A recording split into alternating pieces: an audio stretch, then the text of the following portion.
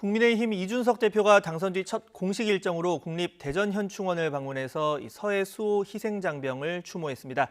민주당은 이준석 대표에게 여야정 상설협의체 조속한 가동을 요청했습니다. 국회로 가보겠습니다. 최하영 기자.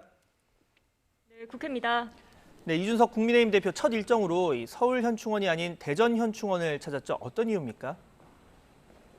네, 정치인들은 보통 전직 대통령들이 안장된 국립 서울현충원을 찾기 마련이죠. 그런데 이준석 대표 서해수 희생 장병이 묻힌 대전현충원을 향했습니다. 이 첫 공식 행보부터 남다름을 보인 건데 그 배경에 대해선 이렇게 말했습니다. 국가를 위한 희생에 있어가지고 대전현충원에 계신 분들에 대해서도 앞으로 우리 국민의힘에서 충분하고 많은 예우를 갖춰야 된다 이렇게 생각하고요. 또 방명록에도 내일을 준비하는 대한민국은 숭고한 희생과 헌신을 잊지 않겠다며 첫 일성을 적었습니다.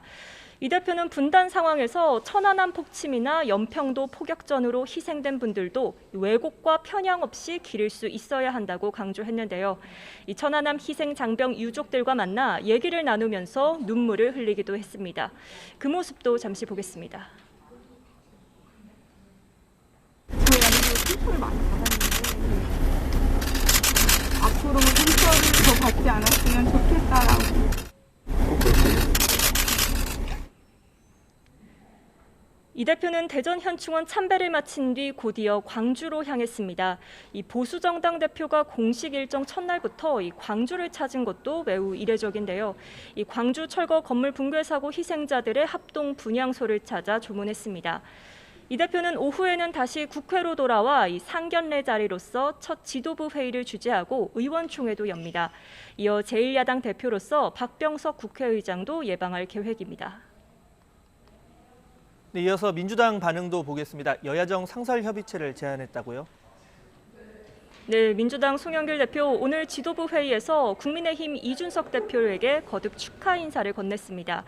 이어 국민의힘이 새 지도부 선출을 계기로 이 합리적 보수로 거듭나길 바란다고 당부했는데요.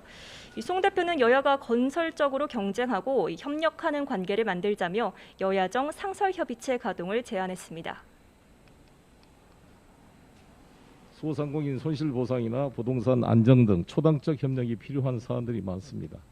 이런 현안에 대해 여야가 폭넓게 소통, 협력할 수 있는 제도적 틀이 이미 갖추어져 있습니다.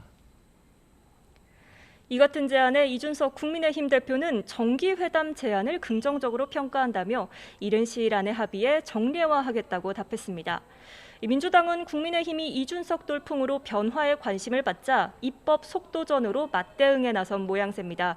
윤호중 원내대표는 국민의힘 전당대회를 기다리느라 6월 국회에 할 일이 산적했다며 서둘러 법안을 처리하자고 촉구했는데요. 이 새로운 정치는 국민의힘이 쳐놓은 입법 바리케이드 철거부터 시작돼야 한다며 압박에 나섰습니다. 특히 새로운 야당 지도부는 수술실 CCTV 설치에 어떤 의견을 갖고 있느냐며 반드시 통과시켜야 한다고 요구했습니다. 국민의힘 이준석 대표를 끝으로 여야 지도부가 완전하게 꾸려지면서 그동안 미뤄져 왔던 여야 협상에도 속도가 붙을지 관심이 쏠립니다. 지금까지 국회에서 전해드렸습니다.